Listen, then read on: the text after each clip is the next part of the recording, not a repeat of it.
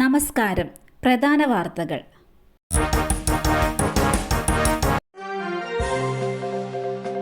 VS. അച്യുതാനന്ദന്റെ ആരോഗ്യനില. പുതിയ medical bulletin പുറത്ത്.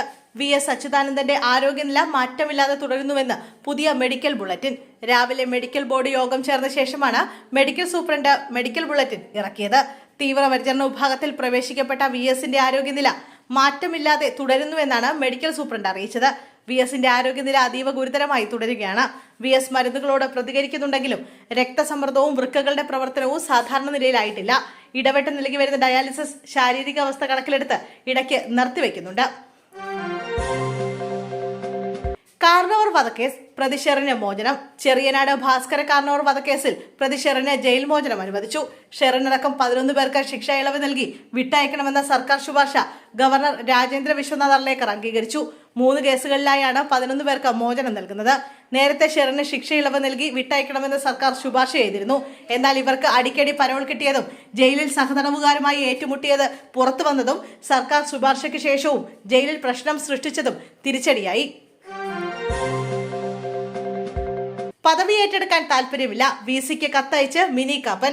കേരള സർവകലാശാല രജിസ്ട്രാർ ചുമതലയിൽ നിന്ന് ഒഴിവാക്കണമെന്ന് ഡോക്ടർ മിനി കാപ്പൻ. പദവി ഏറ്റെടുക്കാൻ താല്പര്യമില്ലെന്നറിയിച്ച് വി.സിക്ക് കത്ത് നൽകി. വിവാദങ്ങൾക്ക് താല്പര്യമില്ലെന്ന് മിനി കാപ്പൻ വി.സിക്ക് നൽകിയ കത്തിൽ പറയുന്നു. മിനി കാപ്പന് രജിസ്ട്രാറുടെ ചുമതല നൽകി കഴിഞ്ഞ ദിവസം വി.സി ഉത്തരവിറക്കിയിരുന്നു. മിനി കാപ്പന് രജിസ്ട്രാറുടെ ചുമതല കഴിഞ്ഞ 7-ാം തീയതി നൽകിയിരുന്നെങ്കിലും ഉത്തരവിറങ്ങിയിരുന്നില്ല.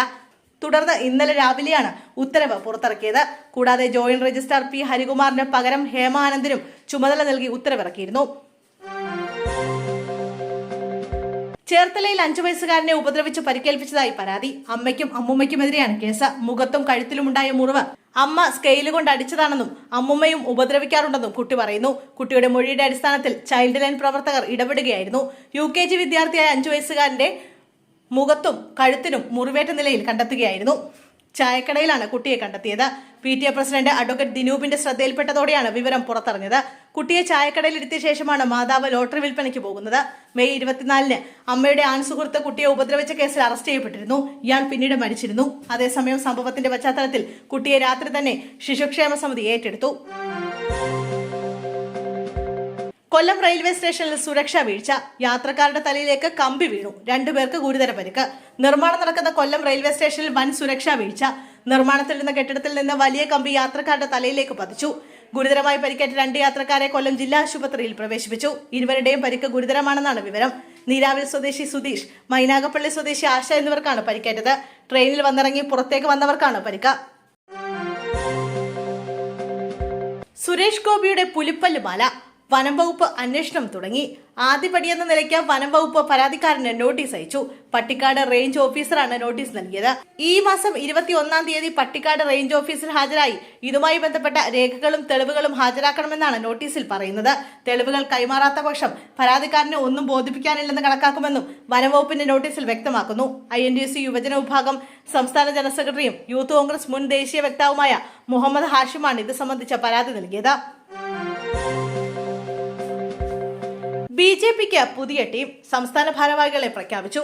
4 പേരാണ് ജനറൽ സെക്രട്ടറിമാർ. MD Ramesh, Shobha Surendran, advocate S Suresh, Anoop Antony എന്നിവർ ജനറൽ സെക്രട്ടറിമാരാകും. ഷോൺ ജോർജ്, മുൻ DGP R Sreelekha, doctor KS Radhakrishnan, C Sadanandan, advocate P Sudheer, C Krishnakumar, advocate B Gopalakrishnan, doctor Abdul Salam, K Soman, advocate KK Aneesh Kumar എന്നിവരാണ് വൈസ് പ്രസിഡന്റുമാർ. അഡ്വക്കേറ്റ് E കൃഷ്ണദാസാണ് ട്രഷറർ. വാടക വീട്ടിൽ വയോധികൻ മരിച്ച നിലയിൽ. മൃതദേഹത്തിന് 3 ദിവസത്തെ പഴക്കം. തൃശൂർ വടക്കാഞ്ചേരിയിലാണ് സംഭവം. വടക്കാഞ്ചേരി ഓട്ടുപാറ ഉദയനഗർ 2nd സ്ട്രീറ്റിൽ വാടകയ്ക്ക് താമസിക്കുന്ന 61 വയസ്സുള്ള ശശീന്ദ്രനെയാണ് മരിച്ച നിലയിൽ കണ്ടെത്തിയത്. മൃതദേഹത്തിന് 3 ദിവസത്തെ പഴക്കമുണ്ടെന്നാണ് സൂചന. വടക്കാഞ്ചേരി പോലീസ് സ്ഥലത്തെത്തി മേൽനടപടികൾ സ്വീകരിച്ചു. സ്റ്റാർട്ട് ചെയ്യുന്നതിനിടെ കാർ പൊട്ടിത്തെറിച്ചു. പാലക്കാട് കുട്ടികൾ ഉൾപ്പെടെ 4 പേർക്ക് പരിക്ക്. മാരുതി 800 ആണ് പൊട്ടിത്തെറിച്ചത്. പാലക്കാട് അത്തിക്കോട് സ്വദേശി മാർട്ടിൻ മക്കളായ അലീന, ആൽഫിൻ, എൻമി എന്നിവർക്കാണ് പരിക്കേറ്റത്. ഗ്യാസ് ചോർന്നതാണ് അപകടത്തിന് കാരണമെന്നാണ് പ്രാഥമിക വിലയിരുത്തൽ. വീടിന് സമീപത്ത് നിർത്തിയിട്ട കാറിൽ കയറിയ കുട്ടികൾ കീതിരിച്ചതോടെയാണ് അപകടമുണ്ടായത്. ഇതിൽ ഒരാളുടെ നില ഗുരുതരമെന്നാണ് റിപ്പോർട്ടുകൾ. പൊട്ടിത്തെറി കേട്ട് ഓടിയെത്തിയ നാട്ടുകാരാണ് ഇവരെ ആശുപത്രിയിൽ എത്തിച്ചത്. നാളെ ഹർത്താൽ പ്രഖ്യാപിച്ചു. ദേശീയപാത നിർമ്മാണ നിരോധനത്തിനെതിരെ ഇടുക്കിയിലെ പഞ്ചായത്തുകളിൽ നാളെ ഹർത്താൽ. വെള്ളത്തൂവൽ, അടിമാലി, പള്ളിവാസൽ പഞ്ചായത്തുകളിലാണ് UDF ഹർത്താലിന് ആഹ്വാനം ചെയ്തത്. അടിമാലി പഞ്ചായത്തിൽ LDFും ഹർത്താൽ ആചരിക്കും. നേര്യമംഗലം മുതൽ വാളറ വരെ ദേശീയപാത നിർമ്മാണം നിർത്തിവെക്കാൻ ഹൈക്കോടതി ഉത്തരവിട്ടിരുന്നു. കേന്ദ്ര വനം മന്ത്രാലയത്തിന്റെ അനുമതിയില്ലെന്ന് ചൂണ്ടിക്കാട്ടിയാണ് നേര്യമംഗലം വാളറ ദേശീയപാത നിർമ്മാണം നിർത്തിവെക്കാൻ ഹൈക്കോടതി നിർദ്ദേശം നൽകിയത്. റിസർവ് ഫോറസ്റ്റിൽ നിന്ന് മരം മുറിച്ചത് സംബന്ധിച്ച് അന്വേഷിച്ച് നടപടി സ്വീകരിക്കാൻ ചീഫ് സെക്രട്ടറിക്ക് ഹൈക്കോടതി നിർദ്ദേശവും നൽകി.